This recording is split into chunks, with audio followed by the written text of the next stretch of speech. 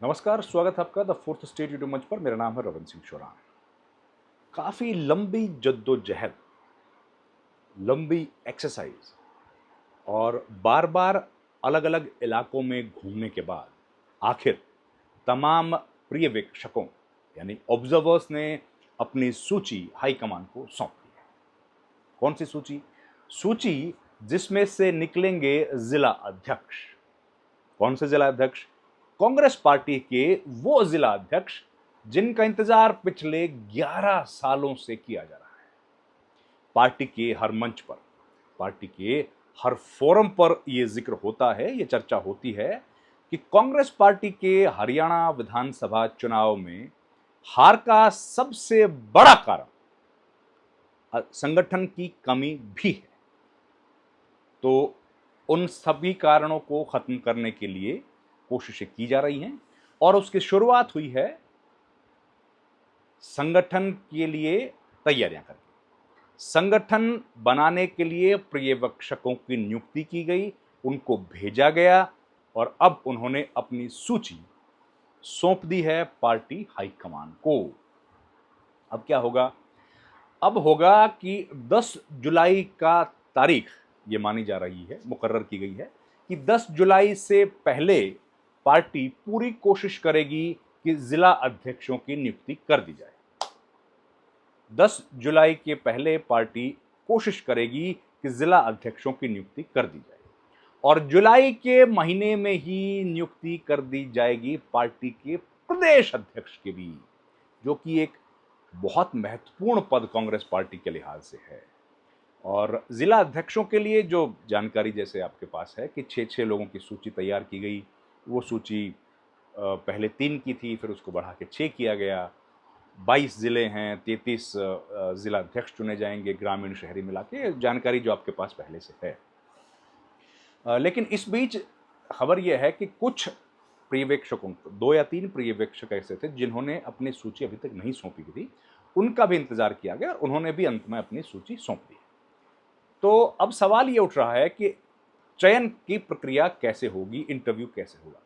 अब यह है कि इंटरव्यू करने के लिए, जिला अध्यक्षों के इंटरव्यू के लिए जो अभी प्रक्रिया हो गई है, 6 लोगों के जो नाम चले गए, उनमें से भी जो नाम सेलेक्ट किए जाएंगे उनको भी इंटरव्यू के लिए बुलाया जा सकता है। तो वो लोग भी अपने बोरिया बिस्तर बांध के तैयार रहें दिल्ली कूच करने के लिए, कभी भी उनको बुलावा आ सकता है।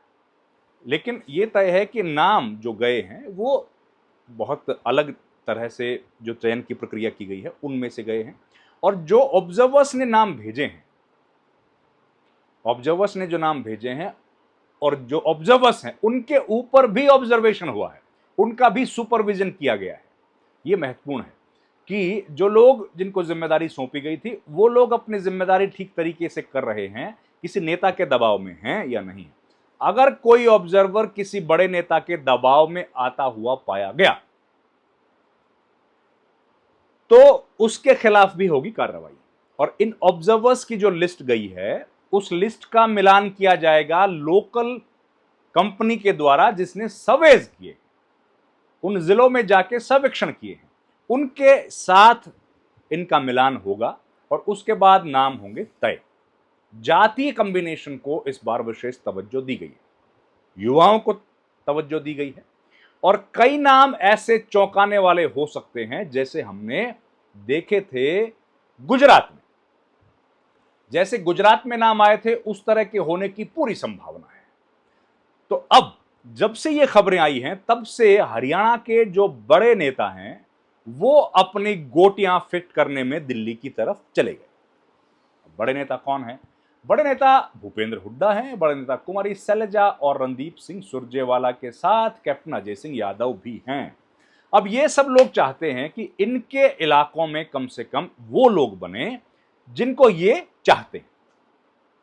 सैलजा चाहती हैं कि हिसार में उनके लोग बने, हुड्डा चाहते हैं कि रोहतक में बने और कैप्टन अजय सिंह यादव चाहते हैं कि रेवाड़ी या अहिरवाल के इलाके में उनके कहने से लोगों को बनाया जाए। अब बनाया जाएगा कि नहीं बनाया जाएगा, ये पूरी जद्दोजहद है जो पिछले 2 महीने से, बल्कि 9 महीने से चल रही है विधानसभा चुनाव हारने के बाद। लेकिन जो कहानियां सुनने में आ रही हैं, जो खबरें सुनने में आ रही हैं, उसके अनुसार इस बार इन नेताओं को निराशा का सामना करना पड़ेगा, क्योंकि जो सूचियां बनाई गई हैं ऑब्जर्वर्स ने, कुछ ऑब्जर्वर्स के साथ हमारी बातचीत हुई। इन ऑब्जर्वर्स के बीच में भी इन्होंने कितना गंभीरता से काम किया है, बेहद महत्वपूर्ण है। वो बड़ा महत्वपूर्ण है कि इन्होंने कितनी गंभीरता के साथ काम किया है और किस ऑब्जर्वर को और जिम्मेदारी सौंपी जाएगी और किस ऑब्जर्वर को यहां के बाद नमस्ते कर दिया जाएगा। ये उसका भी एक लिटमस टेस्ट होने वाला है। और लिटमस टेस्ट इस बात का भी होगा कि जो ऑब्जर्वर्स ने आकलन किया है, उनके आकलन की जो तरकीब उन्होंने लगाई है वो कितनी सार्थक है, वो कितनी कारगर है। क्या उससे वाकई ऐसे जिला अध्यक्ष चुने जा रहे हैं जो आगे चल के पार्टी के लिए एसेट बन सके, या फिर इस पूरी प्रक्रिया में ही फ्लो है और गड़बड़ है और प्रक्रिया पूरी बदलने की जरूरत है, या कुछ ऑब्जर्वर्स को बदलने की जरूरत है। ये तमाम चीजें डिस्कस की जा रही हैं, बैठकें हो रही हैं और राहुल गांधी इस पर अंतिम निर्णय लेंगे जैसे ही वो बाहर से लौटे। पार्टी हाईकमान ने जो तय किया था, केसी वेणुगोपाल लगातार संगठन को बनाने के लिए अपनी तरफ से प्रयास कर रहे हैं और ये जो पूरी कवायद हुई है ये उनके सुपरविजन में हुई है।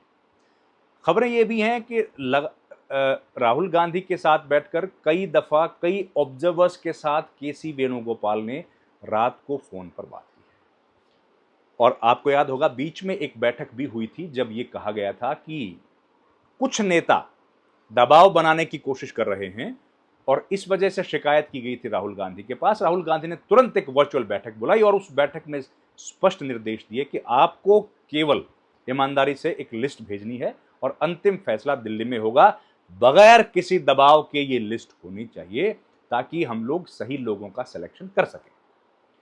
तो ये पूरी कवायद जो है वो खत्म हो गई है, सब लोगों ने अपनी सूची भेज दी है और सूची भेजने के बाद अब काम शुरू होता है दिल्ली का। दिल्ली मतलब राहुल गांधी, मल्लिकार्जुन खड़गे, केसी वेणुगोपाल और तमाम दूसरे लोग जो इस पूरी कवायद में शामिल थे। हरियाणा पर विशेष तौर पर नजर है लोगों की, क्योंकि हरियाणा एक ऐसा एग्जाम्पल है जो हरियाणा का विधानसभा चुनाव कांग्रेस पार्टी जीतने की तरफ थी लेकिन हार गई और हारने का कारण तमाम लोगों ने बताया संगठन नहीं बनना। संगठन 11 या 12 साल से नहीं है, 12 बरस, आप देखिए कितना लंबा समय है। उतने दिनों से जिस पार्टी का संगठन ना हो वो पार्टी आखिर कैसे चुनाव जीतने की सोच सकती है। अब संगठन बन जाएगा तो क्या पार्टी चुनाव जीतने की सोच सकती है, यह भी सवाल है कि ये जो लोग होंगे क्या वाकई ये सब रेस के घोड़े होंगे, लंगड़े घोड़े होंगे, बारात के घोड़े होंगे या फिर अरबी घोड़े होंगे। इन तमाम सवालों के जवाब 10 जुलाई तक मिलने की संभावना है। उसके बाद इस पर और बातचीत की जाएगी। इस वीडियो में इतना ही। आपसे गुजारिश है हमारे चैनल को लाइक, शेयर, सब्सक्राइब जरूर कीजिए। आपका बहुत बहुत धन्यवाद।